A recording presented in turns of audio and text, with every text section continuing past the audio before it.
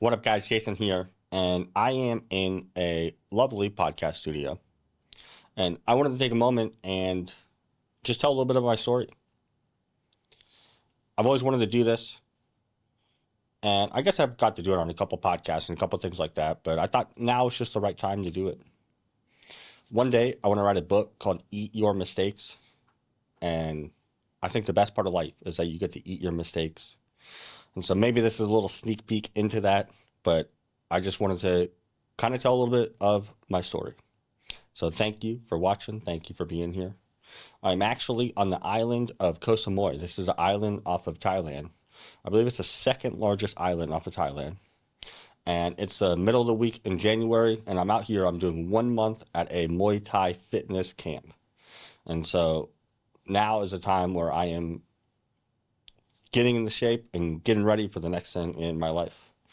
I've been loving Muay Thai. It's an incredible sport. I like watching the fights. I really like doing the workouts. There's a guy here, Coach Tang, who's like, he has fought 360 times. And the workouts are awesome. It's very similar to working in the kitchen. There's a lot of repetition, right? You can get really good at something, and it's like, that was a good kick, that was a good punch. You can see yourself getting better, right? Almost daily. And so I like it a lot, get into good shape. And so that is the season of my life right now, is getting ready for the next step. And I think when you see what I'm working on next, after hearing my story, it all will make more sense, knowing just where everything started. And so I want to tell a little story here at the beginning of this. And this is from a time in my life when I was like 16, 17 years old. And basically, a few months earlier, we had done a intervention for my dad, who had been caught with a felony's worth of methamphetamines, large amounts of cash, and a gun. Now, the cash and the gun weren't his, actually weren't his. He happened to be driving a friend's car, but the methamphetamines were. And so he had got locked up, and basically we found this out because we went to the courthouse and got the statement, right? And that's really when me and my family realized that there was like a big problem. And we always knew my dad had a problem, but this was like, wow, he had lost like 80 pounds in under a year. And we just realized that like this was going in the wrong direction.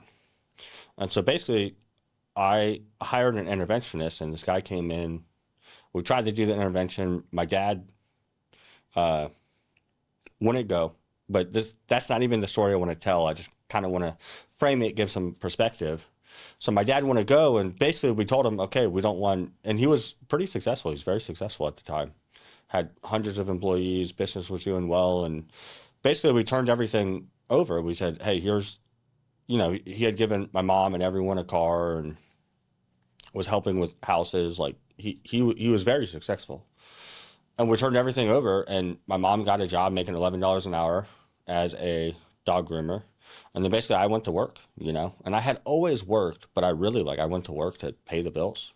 And so at the time I switched from going to regular school to alternative school. So I went to school from 4 to 8, and then I worked a breakfast job before school, and then I'd work on the weekends as well. And my first paycheck, I took it and bought my mom a washing machine, because the first washing machine she ever had, the washing machine she had was from her wedding. And basically this thing she'd fill it up with the hose, she'd run the cycle, it would dump all the water on the floor, she would mop it up and then put the clothes in the dryer, and never complained. So the first thing I did was get her a washing machine, and then, basically we went and we got evicted from that house. We moved into a smaller house, and it was a very tough time. And I worked as much as I could at a little breakfast restaurant, and I was trying to figure out, hey, what am I doing next? Like, how do I go from being this kid who is now completely broke, that wants to be a great chef? How do I connect those dots?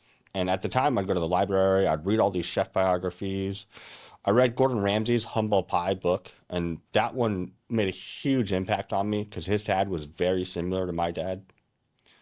And he really wanted to look out for his mom the same way I did. And so Gordon Ramsay had done an apprenticeship program, right? And so I went and I looked and I found an apprenticeship program in America through a thing called the ACF. And I applied and I got accepted. Crazy enough, I got accepted. And I remember I was at the house, and this is a couple weeks before I was going to leave. And I went to my mom and I said, hey, what if I don't go and I stay? And I think I can work 3 jobs total and help pay the bills and get us to a better spot. And sometimes my mom will give really good advice that she doesn't even remember, you know? She has that like sage wisdom to her.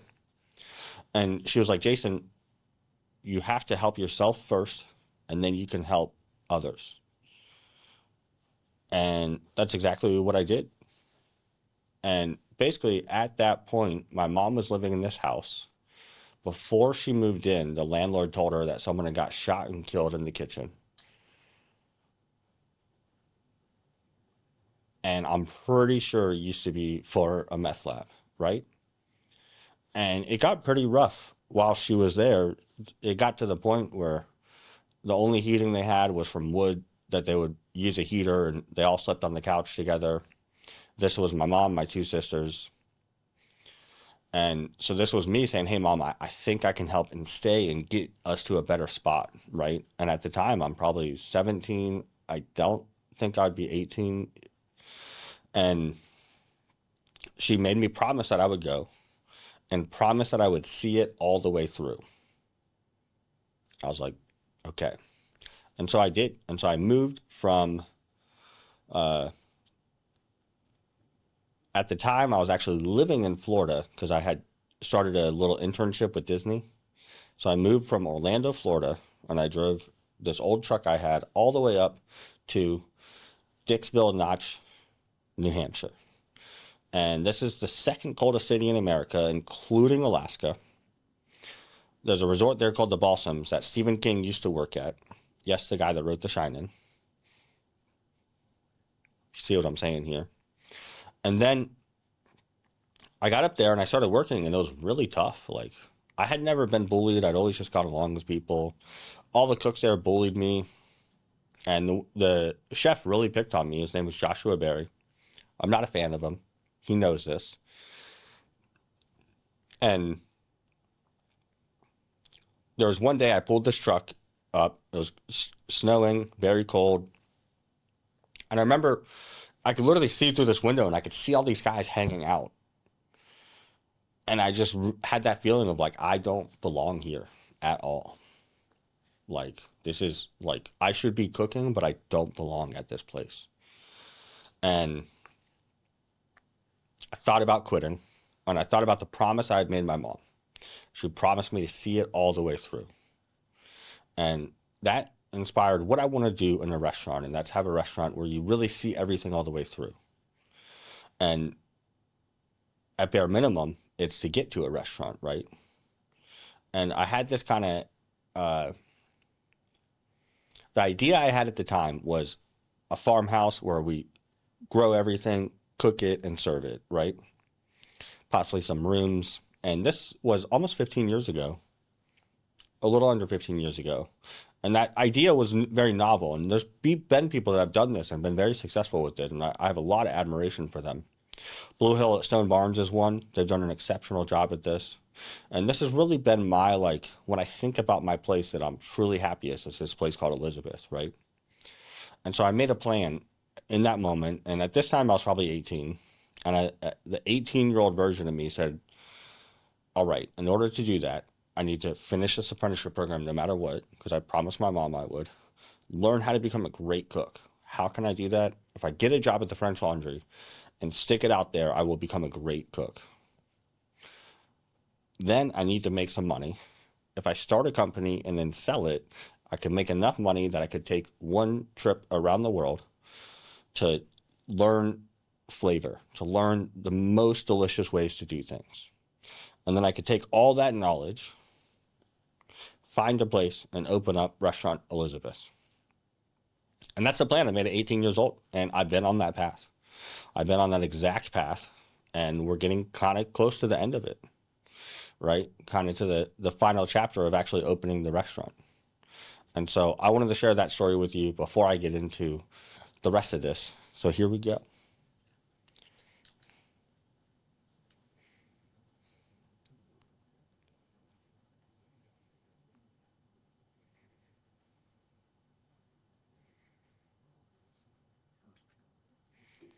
So growing up, it was me. I had and have two sisters and a brother. They're all incredible. My mom, my dad. My dad was someone who had never worked for anyone, started a company at 18, was very successful, and the whole time basically like always used drugs to push him forward. My dad was very interesting in he didn't actually really enjoy um, the leisurely aspects of life. And so I can't remember a time where my dad listened to music while driving a car. And one time I asked him, "Hey, what music do you like?" And he literally couldn't answer. He eventually said Boston, the band Boston. And um, he really did everything possible just to be successful. And that was his main driving force. And he would work a lot, right? There's times I can remember him working 5 days straight, like truly working 5 days straight. And what I mean by that is he would go work at a car lot, right? That he owned, his car lot. And then he would go to Orlando, he would buy cars, and then he would drive them, one, two, in the early days. And then eventually they get these travel trailers and they pack them on there, right? And so he would work nonstop, and effectively he developed a habit to continue working. And so that was my dad. And then my mom was basically, they had fallen in love early, and he had taken her some cool places, and I think she really never knew she did not have the foresight to see what would happen by staying with someone that had a addiction like that. But my mom was a very, very sweet woman, very, very sweet lady. And so we kind of had this trajectory where, one, I always loved to cook. I literally started cooking. The first memory I had, 4 years old, was my grandfather made pancakes. I had a paper towel chef hat. It was awesome. And so we had this trajectory where it was like kind of a good childhood, right? It was a little bit of a reckless, crazy dad, very sweet mom. For me, 16, 17, held that intervention for my dad, and then we were kind of out on our own in the world. And so I had always worked. I had a job since I was 12 years old because I just wanted the extra money for myself, right? And so I had always worked and always been cooking and always cooked for my friends and family. And then, really started professionally at about 16. And then when I got that apprenticeship program, I got my chef whites, I got my chef jacket, my chef knives. That was awesome. And so my mom was the one that encouraged my cooking the most. And the memories that I remember that really hit me the hardest was I had started working at a hotel, and when I wasn't there for the holidays, my mom would always make something from a chef I really liked, and it was her way of being like, Jason's here with us, right?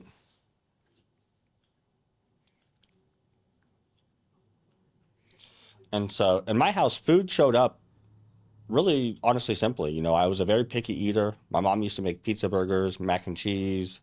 At one point we moved down to the Keys. We cooked a lot of fish. I was a very picky eater till I started cooking professionally. But in general, we all loved food. My dad would kind of cook from time to time. He would make like crab dip. He had a couple things he made. Um, and my mom would cook all the time, and she loved recipes, and we loved watching Hell's Kitchen together. And so she really was the one that like inspired my journey to not only become a chef, but she really recognized it as like uh like me cooking was awesome to her, and we shared that bond early on. And so for me, cooking was never like a thing of control or safety. It was a creative outlet. I could think about something, I could do it, I could see how it came out, and then I could see if it was good. I could taste it, you know? And those are the moments that I really loved with Truffle Shovel, because you could watch that moment with people at home where they cook something that they're unsure of for the first time, they make it, and they're like, this is awesome.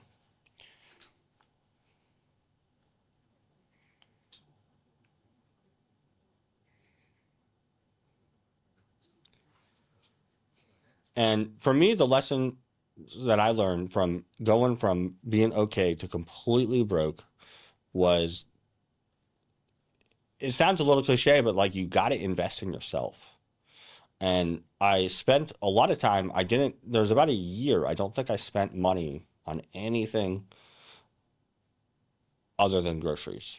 And I had a house that was given to me, or like an apartment that I lived in from Disney, that came out of my paycheck. I got my paycheck, and I literally just didn't buy anything, you know, and I would buy it. And one year I spent, it was like $600 on groceries. And again, I was all out to eat at work and stuff. So I really, really saved. And as a young age, I was able to save up a few $1,000s. And having that there was really helpful for me. And when I say invest in yourself, it's kind of like, I realized I needed a way. I wasn't going to have like those parents that would help set things up for you, or there was no one I could ever go to ask for money. And then I realized I was going to need a way to kind of navigate the world, right? So I was going to need to recognize who I could be good friends with, who I could count on. And then I needed a skill set that like people would pay me for. And so I put my head down, and for me, it was like I had to be successful cooking because there wasn't another option. It wasn't like, hey, you know, this doesn't work, but I'm going to go back to school. I had to be successful cooking, right?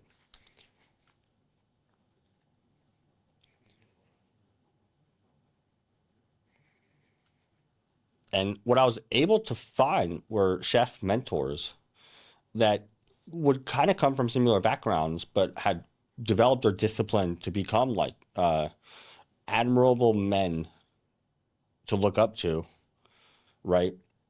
And after my experience with this guy, Josh Berry, which I'll get into later, but he is not someone I think is a good mentor. One of the first people was a guy named Chef Daniel Zeal. And Chef Daniel Zeal was the chef of the Forbes five-star Georgian Room. So it's one of the only five-star restaurants in the country.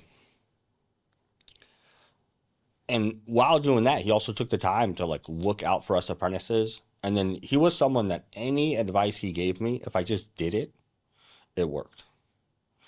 And I remember I was an apprentice for about 4 years, and towards the end, we were all inviting our families, and I was like, yeah, I don't think I'm going to invite my dad. And he's like, oh, why? And I told him, and I had never told anyone. I just stopped talking about it at some point. And he's like, wow, that makes a lot of sense, Jason. I remember that moment. And towards the end, he gave me a thing that said, you make your own luck.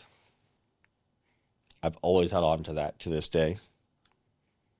And I've had a lot of other mentors, and I'm going to get into that as I'm talking here.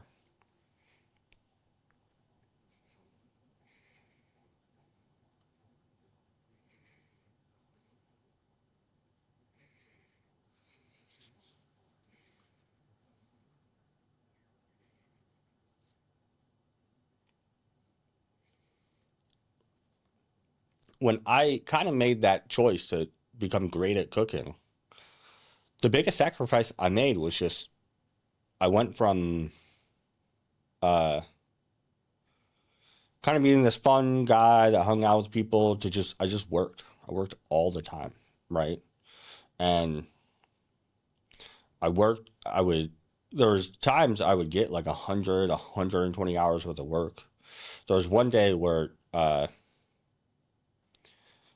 I was in the bathroom trying to fix my feet. Both, basically, it was 2 weeks. We had worked 100 hours plus straight, and both my feet were bleeding.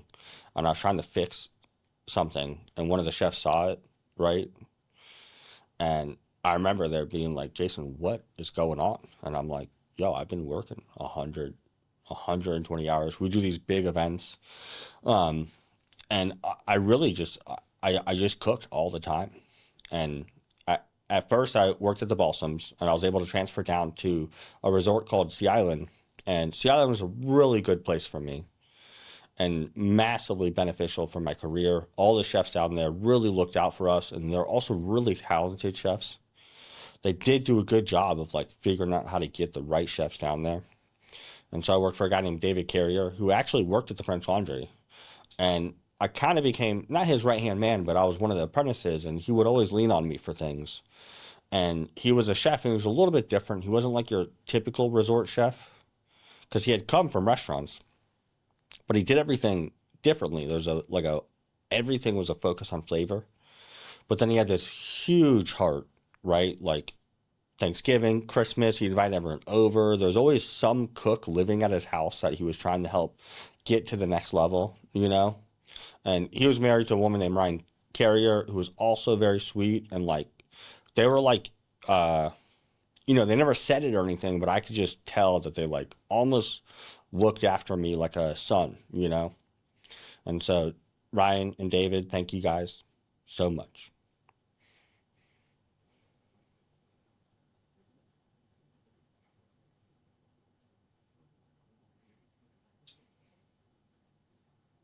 So I know they believed in me. And that was a big part of what helped me get to the French Laundry, was that I knew that if Chef David believed in me, that I could make it there, you know?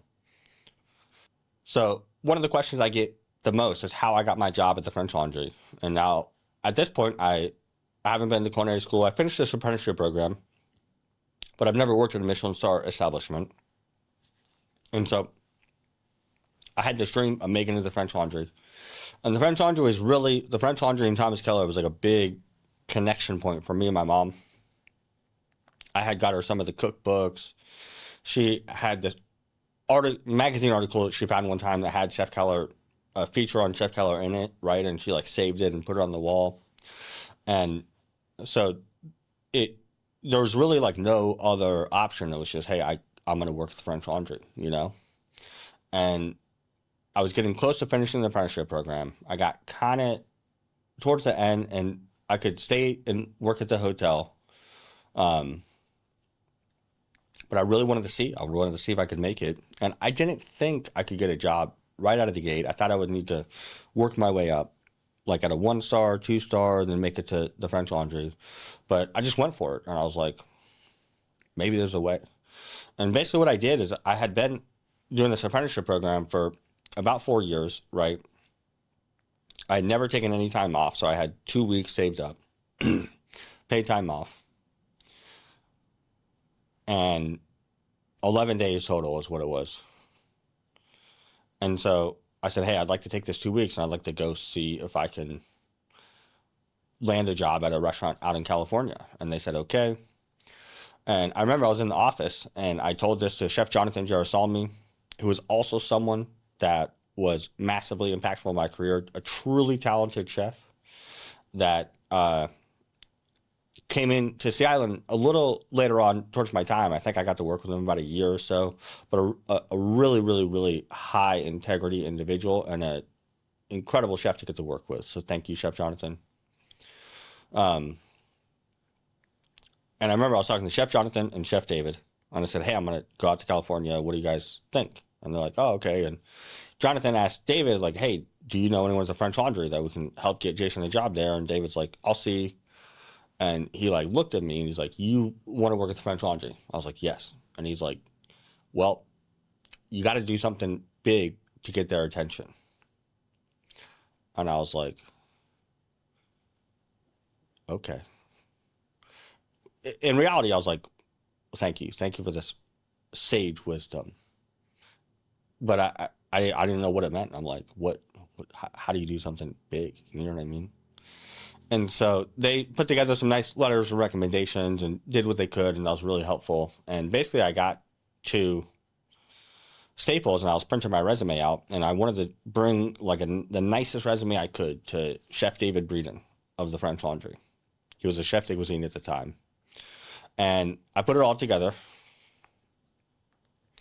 And while they're printing it, I noticed they had like a poster printer, right? This like massive printer. And I was like, yo, could I print this out on there? And they're like, what? I was like, could I print this resume out on that poster printer? And they're like, sure. They thought it was a very odd request, but they did. And so basically, I got on the plane with this tube and this massive resume of mine. And I was like, here we go. This is something big to get their attention. And I got to California, and I had lined up 7 or 8 stages in that 11-day period. So I flew into San Francisco. First time being in San Francisco as an older individual. I'd gone as a kid at one point, but really cool. It was a very, very cool city at that time. And I first worked at SBQR, one Michelin star Italian restaurant, from a former per se chef. That was an awesome experience. And then I got to work at Accarella with Suzette Gresham. Thank you for having me, Suzette. And then I worked at Alexander Steakhouse. That was a really cool place to see. And then I made it. I didn't have anything lined up to French Laundry. And so basically